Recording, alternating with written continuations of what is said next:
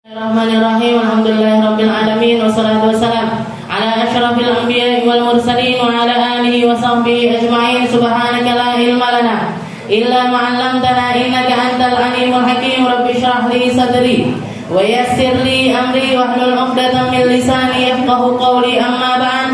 Alhamdulillah ala nikmatil Islam, alhamdulillah ala nikmatil iman, wa kafa biha min ni'mah. Alhamdulillah, segala puji bagi Allah Subhanahu wa taala yang menganugerahkan kepada kita Islam, yang menganugerahkan kepada kita iman, yang menganugerahkan kepada kita Nabi Muhammad sallallahu alaihi wasallam, yang ngajarin kita, yang nyontohkan akhlak untuk kita, yang memberikan segala hal yang beliau miliki untuk kita, ucapannya untuk kita, pandangannya untuk kita, doa-doanya untuk kita, tangis tawanya juga untuk kita.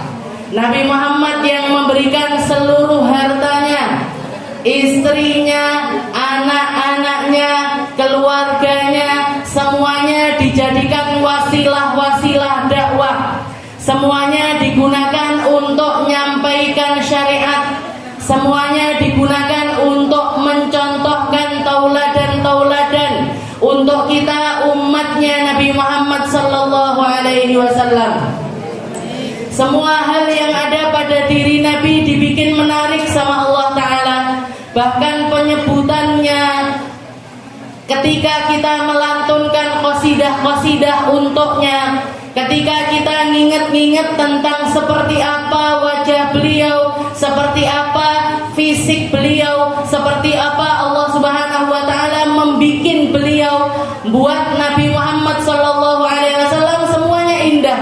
Untuk apa? Biar kita selalu tertarik, biar kita selalu mengenang, biar kita ngangen-ngangen setelah itu kangen, biar kita nginget-nginget setelah itu merasakan dekat, biar kita selalu ada dan selalu betah ketika berada di sekeliling sesuatu yang mengingatkan kita kepada Nabi kita Nabi Muhammad sallallahu alaihi wasallam. Makanya di dalam Maulid Tiba dikatakan fahtazzal arsyu taraba wastibsyara. Dikatakan arasnya Allah Ta'ala ketika menyambut kelahirannya Nabi Muhammad sallallahu alaihi wasallam bergoncang. Para malaikat enggak berhenti bertasbih. Semua makhluk-makhluknya Allah Ta'ala bergembira. Wamtala'atis sama'u anwara. Langit dibikin cerah secerah-cerahnya. Malam hari seakan-akan siang ketika nyambut kelahirannya Nabi besar Nabi Muhammad sallallahu alaihi wasallam. Semua makhluknya Allah Ta'ala punya sambungan kepada Nabi. Semua ciptaannya Allah Ta'ala tersambung kepada Rasulullah sallallahu alaihi wasallam. Nabi Muhammad itu ibarat pusar, ibarat magnet yang menjadi pusatnya segala sesuatu. Sedangkan apa hal yang ada di sekelilingnya, baik itu sezaman ataupun tidak sezaman dengan Nabi Muhammad, senantiasa berpusat kepada Rasulullah sallallahu alaihi wasallam. Allah Subhanahu wa taala mengutuskan nabi-nabinya, mulai dari Nabi Adam sampai Nabi Allah Isa, sebagai pijakan untuk mengenalkan Nabi, sebagai pijakan untuk persiapan kedatangannya Nabi, untuk mengkukuhkan apa yang dibawa oleh Nabi kita Nabi Muhammad sallallahu alaihi wasallam. Mulai dari Nabi Allah Adam yang diterima taubatnya berkat Nabi, yang maharnya untuk menikahi Sayyidah Hawa juga salawat kepada Nabi. Sampai-sampai beliau keinget sama Nabi, nanya, ya Allah, seperti apa Muhammad itu? Bagaimana aku bisa memandang kepadanya? Dia hadir setelah aku, dia hidup setelah aku, tapi ruhnya, namanya sudah bikin keselamatan untuk aku. Nabi Allah Adam diterima taubatnya ketika beliau mengucapkan di hadapan Allah, ya Allah, maafkan saya demi kekasihmu Muhammad. Ya Allah, ampuni saya berkat kekasih-Mu yang namanya tertulis di setiap daun-daunnya surga, yang namanya terukir di setiap pintu-pintu surga, yang namanya ada di setiap gagang-gagangnya istana surga. Maafkan saya untuk dia, maafkan saya demi kekasih-Mu tersebut. Akhirnya dimaafkan oleh Allah Subhanahu wa ta'ala.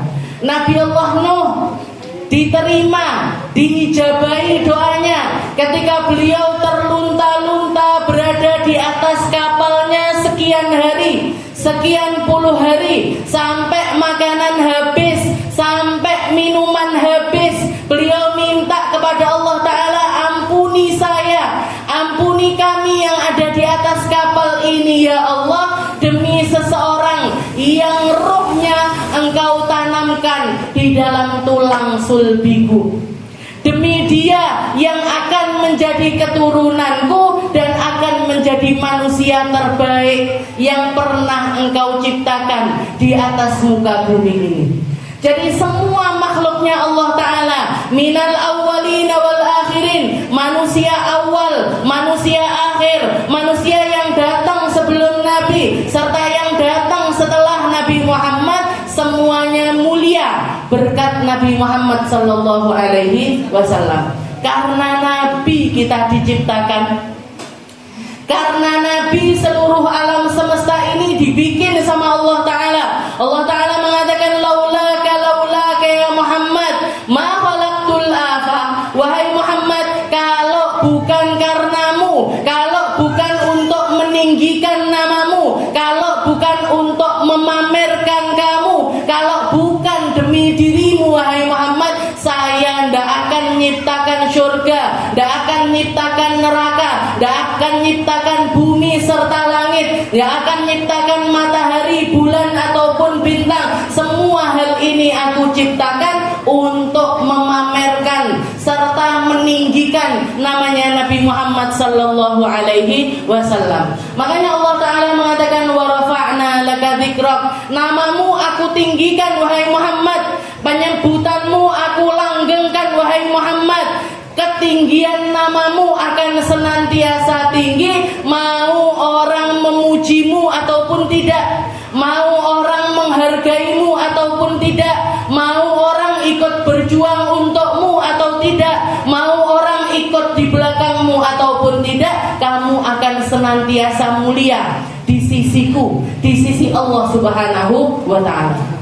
Makanya kita manusia, orang-orang yang ditakdirkan untuk menjadi umatnya Nabi Muhammad, ikut mulia, ikut tinggi, ikut dihormati, ikut diangkat derajatnya ketika kita mendekati Nabi kita Nabi Muhammad sallallahu alaihi wasallam. Yang mulia karena salawat bukan nabinya, yang butuh sama salawat bukan nabinya, yang perlu untuk hadir ke majelis-majelis seperti ini bukan nabinya, yang butuh untuk memuji Nabi bukan nabinya, tapi kita. Kalau bukan kita ngikut sama Nabi, ngikut sama siapa? Kalau kita nggak gandol sama Nabi, gandol sama siapa? Jenengan mau nyari syafaat dari siapa? Jenengan mau nyari keselamatan lewat siapa? Jenengan mau nyari pintu surga lewat pintunya siapa? Kalau nggak lewat pintunya Nabi kita, Nabi Muhammad sallallahu alaihi wasallam. Allah Subhanahu wa ta'ala mengatakan di dalam Al-Qur'an, yauma la yukhzillahu an-nabi walladzina amanu ma'ahu nuruhum yas'a baina aydihim wa bi'aymanihim. Jadi dikatakan Allah Subhanahu wa ta'ala mengatakan nanti di hari kiamat, wahai Muhammad, saya tidak akan pernah menyia-nyiakan dirimu. Kamu orang yang setiap pintamu akan diberikan. Kamu orang yang akan didengar satu-satunya di hari kiamat, di hari di mana Allah Ta'ala marah semarah-marahnya, gak mau dengerin dari siapapun juga. Siapapun yang minta dispensasi, minta keselamatan, minta bahkan akan dipindahkan dari masa mahsyar menuju hisabnya, semuanya tidak didengar sama Allah Ta'ala.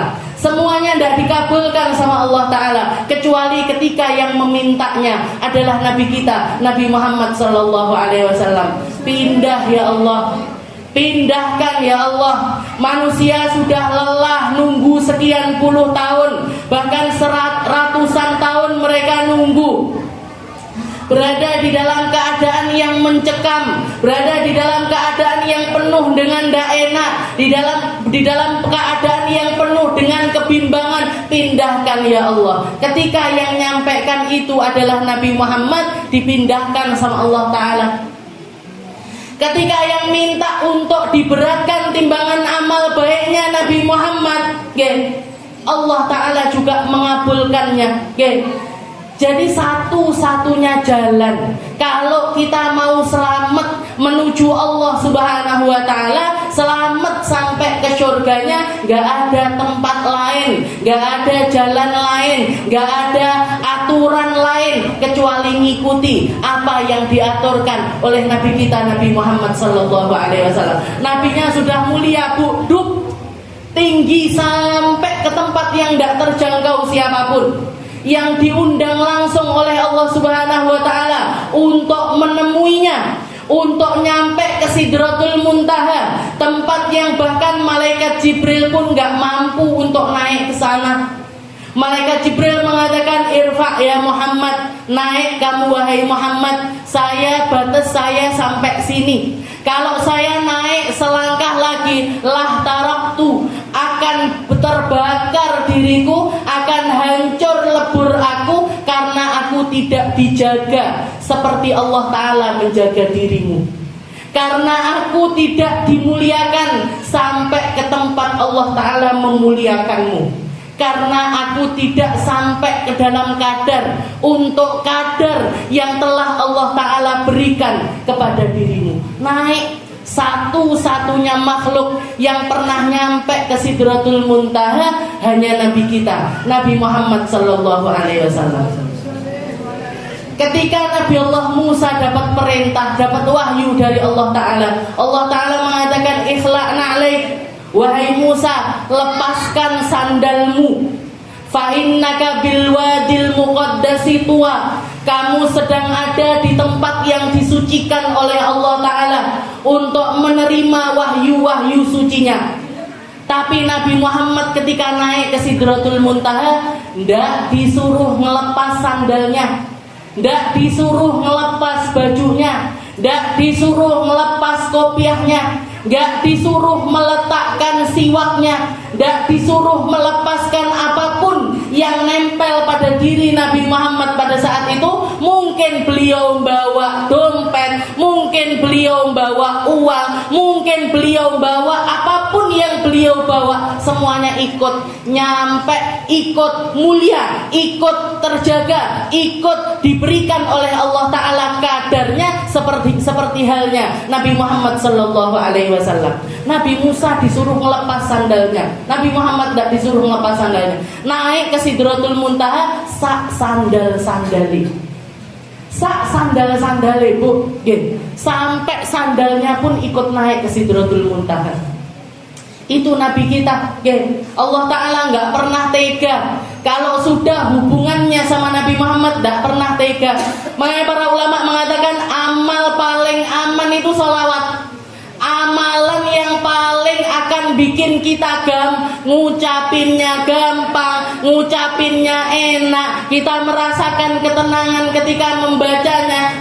Kabeh dilingkupi dengan perkara yang indah, semuanya diberikan, didesain dengan perkara-perkara yang bikin kita nyaman.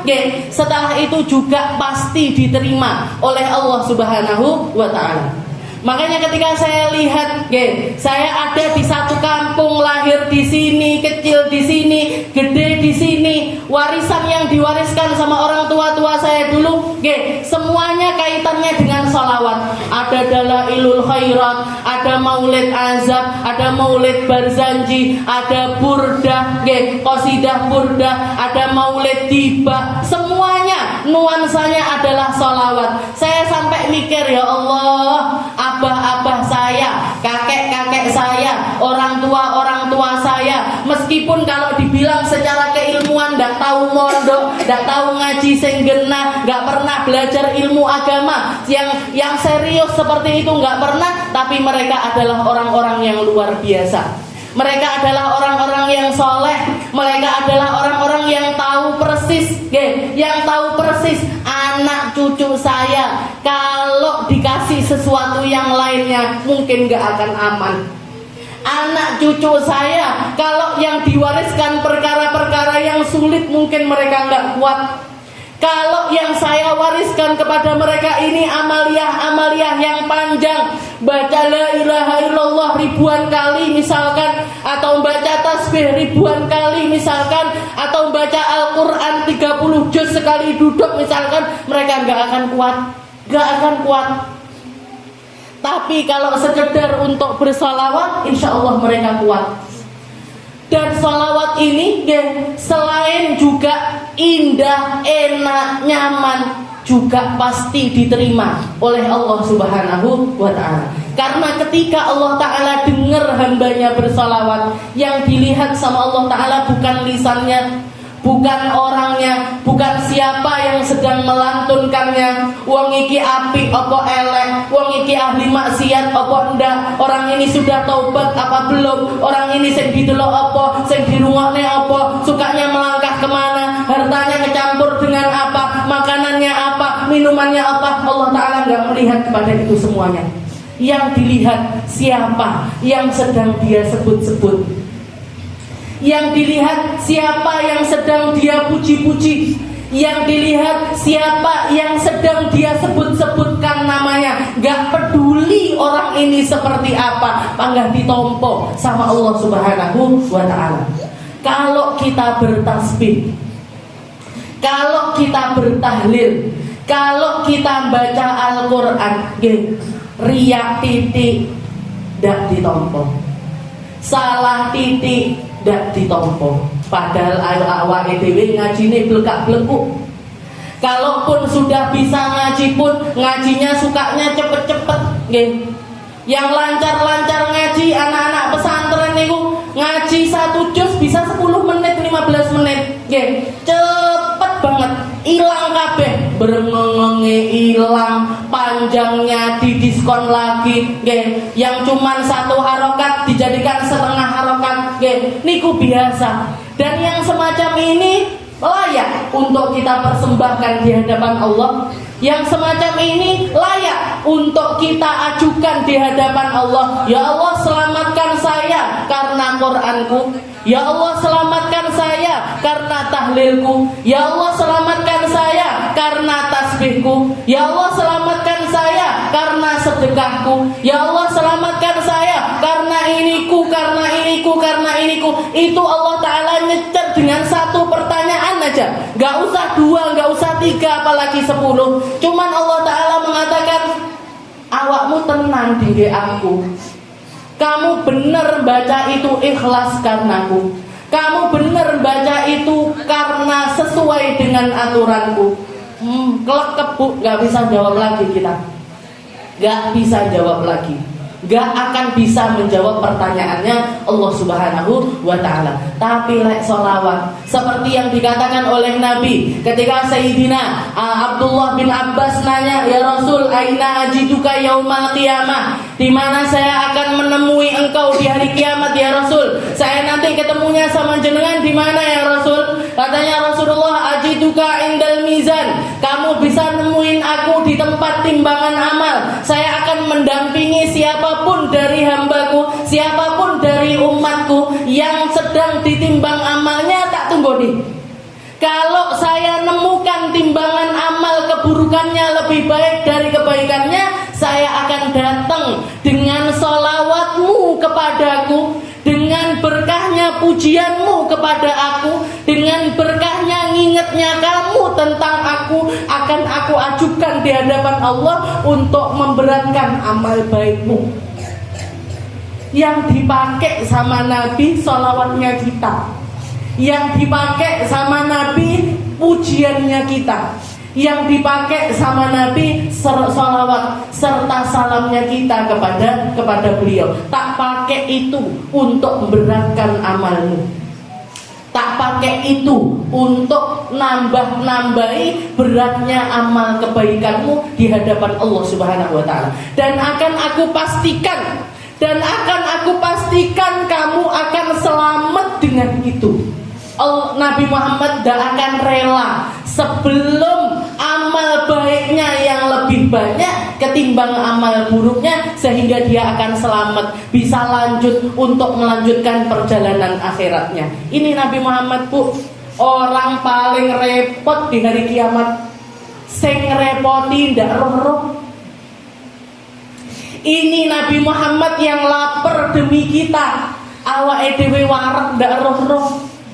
Ini Nabi Muhammad yang gak pernah tidur nyenyak untuk kita, dihabiskan malam-malamnya untuk bangun malam, hatta yatawarram qadamah, sampai kakinya bengkak, kitanya tidur ndak roh-roh. Gak mikir nanti ngerepoti Nabi, gak mikir nanti bakalan bikin Nabi cemas, gak mikir mengkhawatirkan Nabi. Jalan aja kita ngelenggang kangkung, ngelenggang dengan kesombongan kita, ngelenggang dengan amal buruknya kita, ngelenggang dengan maksiatnya kita, gak mikir. Nabi Muhammad selalu memikirkan kita. Nabi Muhammad selalu nyari kebaikan untuk kita. Yang dipikiri dhisik mesti umatnya, yang dipikiri nomor satu mesti adalah kita. Katanya Nabi, hatta talqauni indal hud, yang sabar nahan rindu, yang sabar nahan rasa, yang sabar di atas manhajku, yang sabar di dalam aturanku, yang sabar untuk menjalani syariatku. Salat sing sabar, poso sing sabar, dadi wong apik sing sabar, nutup aurat sing sabar. Sampai kapan ya Rasul? Hatta talqauni indal hud, sampai nanti ketemu saya di sisi telaganya, sampai nanti ketemu saya di samping aliran air yang diberikan serta dibagikan langsung oleh Nabi kita, Nabi Muhammad sallallahu alaihi wasallam. Makanya setiap kali kita ngaji selalu kita sempatkan Allahumma inna nas'aluka al-mashrabas safil hani. Ya Allah, minta minuman yang paling seger, minuman yang kalau sudah minum itu nggak akan merasakan haus lagi. Minta biar diladeni sama Nabi, minta biar dikasih langsung sama Nabi, minta dikasih langsung sama putrinya Nabi, minta dikasih langsung sama istrinya Nabi, minta biar mulia di sisinya Nabi dan juga di sisinya Allah Subhanahu wa ta'ala. Makanya yang sabar jadi orang baik, yang sabar ngelakoni syariat, yang sabar menghindari maksiat, yang sabar untuk duduk di tempat-tempat yang baik, biar kita ketika ketemu Nabi nggak malu-malu banget. Biar kita ketika berhadapan-hadapan dengan Nabi, yang kita ucapkan, yang kita pamerkan bukan maksiat kita, tapi sholawatnya kita. Saya ya Rasul yang sholawat sama jenengan, saya ya Rasul yang ngucap salam sama jenengan, saya ya Rasul yang kangen-kangen terus sama jenengan. Bukan nunduk malu di hadapan Nabi. Saya ya Rasul yang banyak maksiatnya, saya ya Rasul yang gak peduli dengan auratnya, saya ya Rasul yang gak peduli makan halal apa haramnya, saya ya Rasul yang didik anak elek terus, saya ya Rasul yang gak bisa bakti sama orang tua, saya ya Rasul yang gak bisa bakti sama suami. Muka-muka bukan kita, muka-muka kita gak gitu. Muka-muka kita dibantu sama Allah Ta'ala untuk bisa menjalankan syariatnya, biar gak bingungi Nabi, biar nggak ngerepoti Nabi. Yang direpotkan sama Nabi sudah sangat banyak, ribuan orang, bahkan mungkin jutaan orang. Mugi-mugi kita yang bantuin Nabi menyelamatkan orang. Mugi-mugi kita yang bantuin Nabi untuk mengeluarkan manusia dari neraka. Mugi-mugi kita yang dimatikan sama Allah Ta'ala dalam keadaan syahidnya. Mugi-mugi kita yang diangkat derajatnya oleh Allah Ta'ala karena nabinya, karena Rasulullah Sallallahu Alaihi Wasallam. Kita tanamkan cinta ini harus ada, Bu. Rindu ini harus ada. Karena bahkan para sahabatnya Nabi yang paling lega nih ketika Rasulullah mengatakan almar'u ma'aman ahad, orang nanti dibangkitkan di hari kiamat sama siapa yang dia cintai, sama siapa yang hatinya bergetar karenanya, sama siapa yang dia hobi duduk dengannya, dengan siapa yang seringkali lisannya mengucapkan namanya. Dengan mereka orang tersebut akan dibangkitkan. Tapi kalau yang sering kita dengar, yang sering kita lihat, yang sering kita sebut-sebut adalah orang-orang yang dimurkai sama Allah Ta'ala, ya dia akan dibangkitkan juga bersama mereka. Na'udzubillahi min dzalik. Kita lanjutkan pembahasan kita di dalam kitab Sulamut Taufiq, karya dari Al-Habib Abdullah bin Husain bin Tahir. Ila an qala al-muallif rahimahullahu ta'ala wa nafa'ana bihi wa bi ulumi fid daraini amin. Faslun yajibu ala kulli muslim alla yadkhula bi syai'in hatta ya'lama ma ahallallahu ta'ala minhu wa ma harram. Habib Abdullah bin Husain bin Tahir mengatakan tentang perkaranya riba, tentang sesuatu yang berkaitan dengan riba. Wajib bagi setiap hamba muslim jangan sampai masuk ke dalam sesuatu sampai ngerti ilmu di dalamnya. Ma'ahal wa ma'harram, apa yang dihalalkan di dalamnya dan apa yang diharamkan di dalamnya. Orang mau nikah harus ngerti ilmunya nikah, biar ngerti apa yang halal di dalam nikah dan apa yang haram di dalam nikah. Orang mau kerja harus ngerti ilmunya kerja, biar ngerti mana harta yang halal dan mana harta yang haram, mana transaksi yang benar dan mana transaksi yang tidak benar, mana yang bisa bikin kita ini selamat dan mana yang bikin kita ini nggak selamat. Kudu ngerti ilmu nih dhisik. Harus ngerti ilmu. Makanya kita hidup di dunia ini, kita urip dikasih hidup sama Allah Ta'ala, kudu ngerti ilmu naik urip. Harus ngerti ilmunya hidup. Hidup itu gimana, jadi orang baik itu seperti apa, ngomong yang baik itu bagaimana, dengar yang baik itu seperti apa. Kudu ngerti ilmu nih. Lek ndak ngerti ilmu nih, kesasar mesti. Kesasarnya itu pasti. Kesasarnya itu pasti. Makanya Nabi Muhammad mengatakan al-ilmu nur. Ilmu itu cahaya. Ilmu itu lampu. Kita kalau ada di tempat yang ada cahayanya, mau ngapa-ngapain enak, kabeh ketok jelas.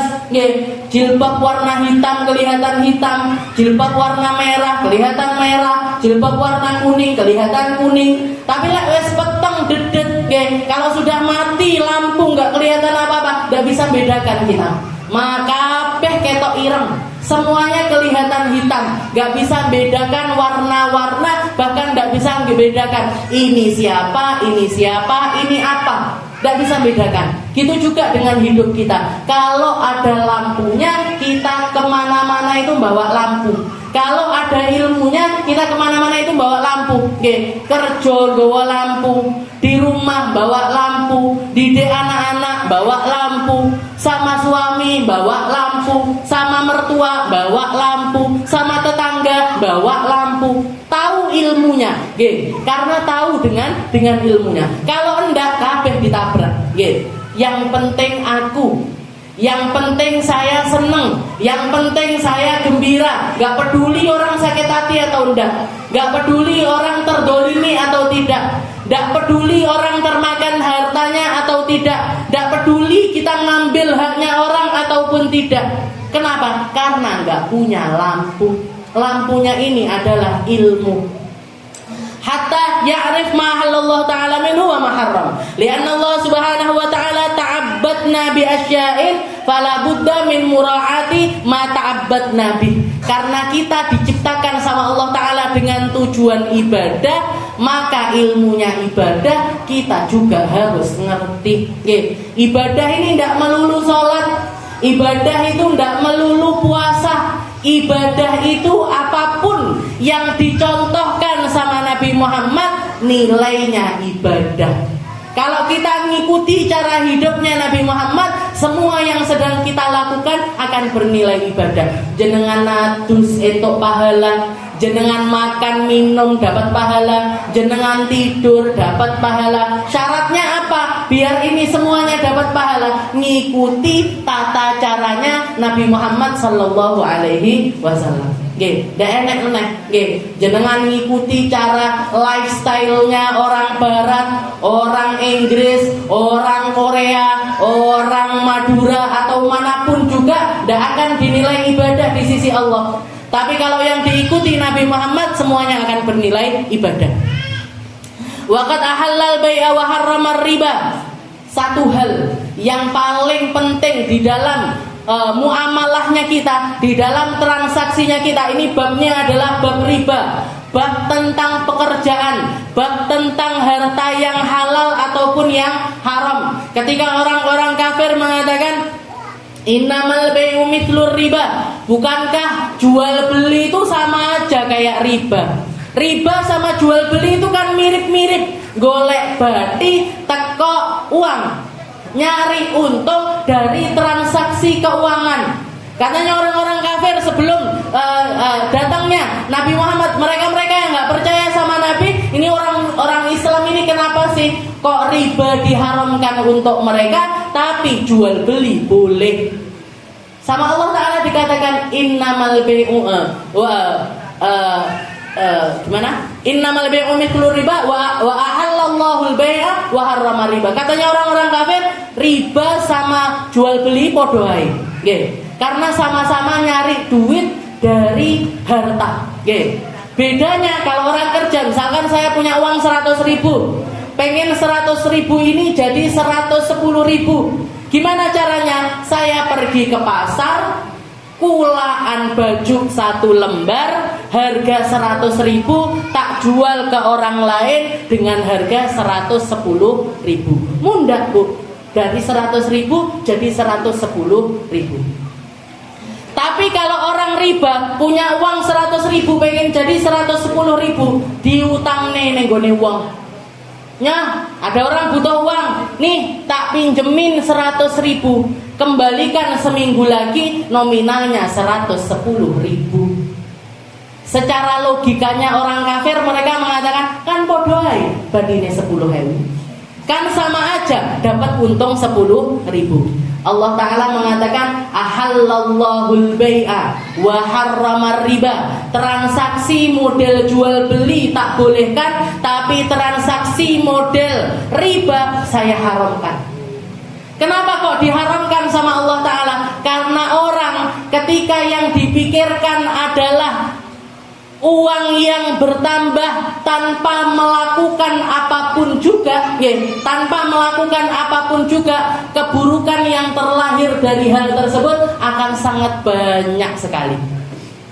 Berapa banyak orang terjerat riba sampai hilang omae, hilang tokone, hilang kendaraane, hilang semua yang dia punya karena dia ngutang dengan cara riba. Hutang piutang itu dibolehkan sama Allah Ta'ala. Jenengan ngutang itu boleh. Nabi Muhammad sering sekali ngutang. Ngutang sama orang Yahudi segenggam dia gandum pernah. Ngutang sama orang Yahudi buat beli baju cucunya pernah. Ngutang bahkan ketika Rasulullah wafat, dir'uhu, baju perangnya Nabi lagi dijaminkan karena Nabi Muhammad ngutang sama seorang Yahudi yang punya toko sembako. Dipakai marhun. Jadi baju perangnya Nabi ini tergadaikan di tempatnya orang Yahudi. Jadi Rasulullah sering ngutang. Biasa kita sama teman kita ngutang, kita sama orang yang ada di sekitar kita, nyileh yo 5.000, nyileh yo 10.000, nyileh yo 20.000. Tapi syaratnya kalau ngutang dibalik nih Bu. Ojo ngutang terus ndak roh-roh. Nyileh ya 5.000, bayarono makku. Sesuk eneh ditekoki mana? Oh ndak mau bayar. Mek 5.000 wae. 5.000 ini panggah statusnya utang, duduk di KI. Kecuali kalau dia mengatakan sudah usah mau bayar wes, nggak apa-apa, itu nggak masalah. Tapi kalau misalkan statusnya nggak berubah dari utang, berarti tetap jadi utang. Utang itu disyariatkan sama Allah Ta'ala, dibolehkan sama Allah Ta'ala, tapi fungsinya untuk tolong menolong, bukan nyari keuntungan. Nabi Muhammad mengatakan kullu qardin jarrada bihi naf'an fahuwa riba. Semua transaksi keuangan yang kita nyari keuntungan dari transaksi tersebut tanpa adanya jual beli di dalamnya, maka semuanya hukumnya adalah riba. Semuanya hukumnya adalah riba. Dan semua riba, besarkah, kecilkah, tidikkah, akehkah, kabeh hukumnya podo dosa. Bahkan Pak Habib Abdullah bin Alawi Al-Haddad mengatakan paling kecilnya dosa riba itu setara dengan seseorang yang berzina dengan ibunya sendiri. Itu dosa paling kecilnya riba. Dosa paling kecilnya riba. Ini kalau kita bayangkan yang kecil itu gimana? Ini tadi kita ngutangi orang 10.000, balik ya seminggu kas, tapi 100.000 setambah 10.000. 110.000. Itu dosa paling kecilnya. Kayak orang yang berzina dengan ibunya sendiri. Zina sama orang lain aja hukumannya cambuk 100 kali. Kalau sudah nikah bahkan sama Allah Ta'ala diperintahkan untuk dirajam sampai mati. Berarti apa? Orang zina itu tidak layak hidup. Orang zina itu di sisi Allah Ta'ala sudah hina, sehina-hinanya. Tidak enak regane di sisi Allah Ta'ala orang yang berzina. Orang yang berzina itu tidak ada nilainya di sisi Allah Ta'ala, sampai Allah Ta'ala merelakan ruhnya, merelakan jasadnya, merelakan dia untuk mati di dunia, untuk membersihkan dia dengan cara yang semacam itu, karena saking gedene dosa zina, saking besarnya dosa zina. Tidak ada nilainya di sisi Allah Ta'ala. Tapi tetap kalau orang taubat dari zina, minta ampun sama Allah Ta'ala dari dosa zina, ndak ngumbar aib zinanya, ndak cerita-cerita karo sopo-sopo tentang zinanya, ditutup rapet-rapet, serius taubat di hadapan Allah Ta'ala, Allah Ta'ala akan tetap memaafkan hamba tersebut. Bakalan disepuro tetepan sama Allah Ta'ala, tapi dosanya besar. Dosanya besar, bukan dosa kecil. Orang zaman sekarang enteng sekali nganggep zina, anaknya pacaran iso kono-kono, gak popo pacaran, sana-sana bawa anak saya, sana-sana bawa putri saya, arep mau jak dolen ning ndi, arep mau jak mau ewer-ewer ning ndi, mau kamu bawa kemana dia terserah. Padahal dia adalah anaknya jenengan yang sangat berharga. Anak perempuan kita, anak laki-laki kita sangat-sangat urgent untuk dinasehati, didudukkan, dilindungi dari maksiat yang namanya zina. Wes koyok sesuatu yang lumrah sekarang ini. Saya dengar itu dari orang-orang yang bukan orang jauh, orang deket-deket, istilahnya orang-orang yang ada di sekitar saya. Ini baru nikah 4 bulan lahiran. Ini nikah 2 bulan lahiran. Bisa kita husnudon, oh pancen bagine melek berkembang cepet, jadi rong sasi koyo sangang sasi. Bisa kita mikir kayak gitu. Emangnya dia Sayyidah Maryam? Memangnya dia orang-orang yang diapakan, dimuliakan sama Allah Ta'ala seperti apa? Wong sholate orang genah, ngibadahe orang genah, yo ngombe, yo judi. Mungkin dapat karomah-karomah yang semacam ini? Enggak mungkin. Enggak mungkin. Tapi itu jadi sesuatu yang sangat biasa di sekitaran kita. Di sekitaran kita. Teman saya yang kerja di puskesmas selama masa pandemi mengatakan hampir setiap hari ada anak SMP, anak SMA, bahkan beberapa kali nemuin kasus anak SD meteng, Bu, hamil. Ketika ditanya ibunya, bapaknya dengan entengnya mengatakan, oh kecelakaan karo pacare. Kecelakaan ini neng dalan, kecelakaan itu di jalan, di tengah jalan itu kecelakaan. Nggih. Lah kecelakaan ning jero omah peteng dedet. Nggih. Ini bukan kecelakaan, nyewa hotel, nyewa losmen dan lain sebagainya. Nggih. Tapi enteng, orang tuanya sudah nggak khawatir lagi, dicabut rasa sayangnya sama anaknya, dicabut perhatiannya sama anaknya, nggak peduli anaknya masuk surga apa neraka, nggak peduli anaknya bakalan diazab di nerakanya Allah Ta'ala atau tidak, nggak peduli. Saking adoe dari cahayanya Nabi Muhammad Sallallahu Alaihi Wasallam. Mugi-mugi itu bukan kita, mugi-mugi itu bukan anak kita, mugi-mugi itu bukan keluarga kita, mugi-mugi itu bukan orang-orang terdekat kita. Dijaga dari zina, dijaga dari maksiat, dijaga dari perkara-perkara yang menjijikan, dijaga dari perkara-perkara yang mengundang murkanya Allah, dijaga dari perkara-perkara yang akan membawa mereka untuk masuk ke dalam nerakanya Allah Subhanahu wa Ta'ala. Jadi riba, okay. Riba sama jual beli itu sesuatu yang sangat berbeda. Kenapa kok seperti itu? Karena orang ketika dagang, orang kalau jual beli ini dituntut dia untuk berusaha dengan keras. Okay.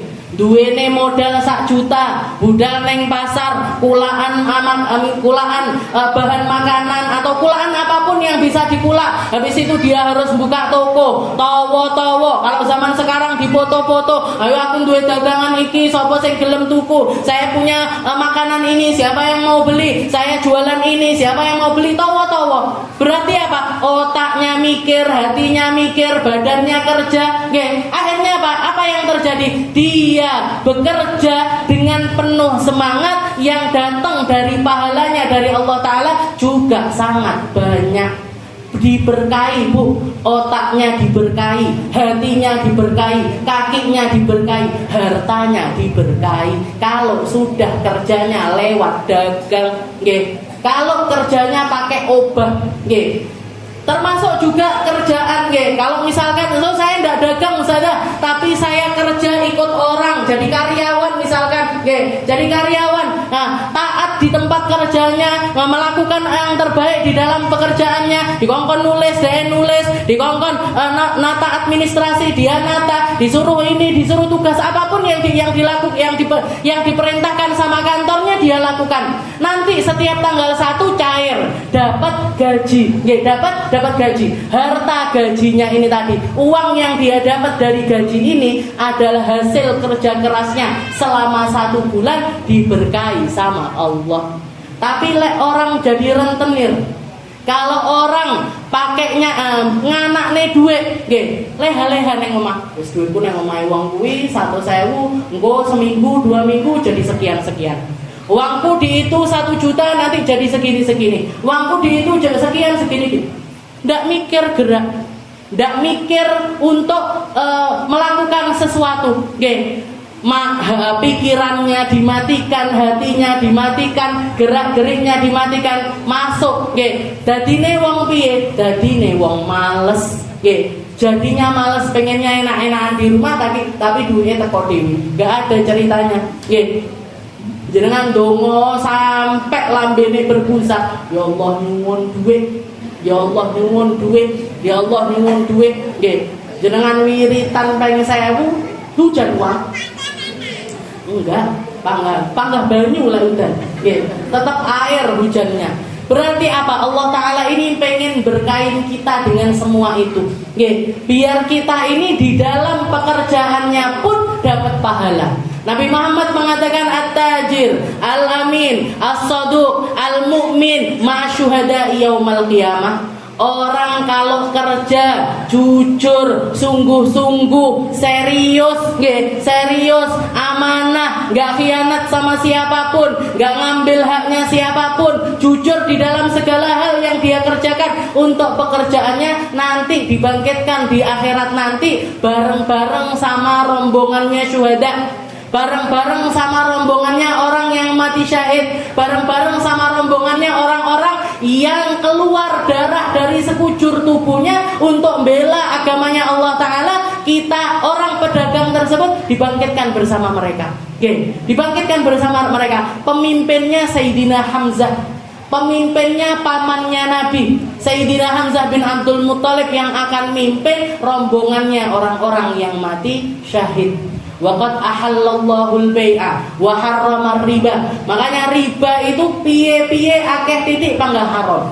Sedangkan transaksi kecil-kecil sekalipun semuanya akan diberkahi sama Allah Ta'ala, karena ini dihalalkan. Sing iki dihalalne, sing iki diharamne. Nggih, yang transaksi bener dihalalkan, yang transaksi tidak bener riba ini tadi diharamkan sama Allah Ta'ala. Bahkan Nabi Muhammad menjanjikan, orang kalau kerjaannya di dalam perkara riba, arpo wakeh ritek, mau banyak sekalipun kerja di tempat riba, gajinya 10 juta, 15 juta, 20 juta misalkan, de enek barokain. Katanya Nabi Muhammad mesti bakalan dihancurkan oleh Allah Subhanahu wa taala. Kalau ndak hancur secara fisik, hartanya hilang. Oke, kalau ndak dihancurkan lewat fisiknya, hartanya dihilangkan sama Allah Taala, dia akan dihancurkan lewat anaknya, dia akan dihancurkan lewat cucunya, dia akan dihancurkan lewat dirinya sendiri. Oke, akan dihancurkan lewat dirinya sendiri. Karena orang kalau sudah makan haram,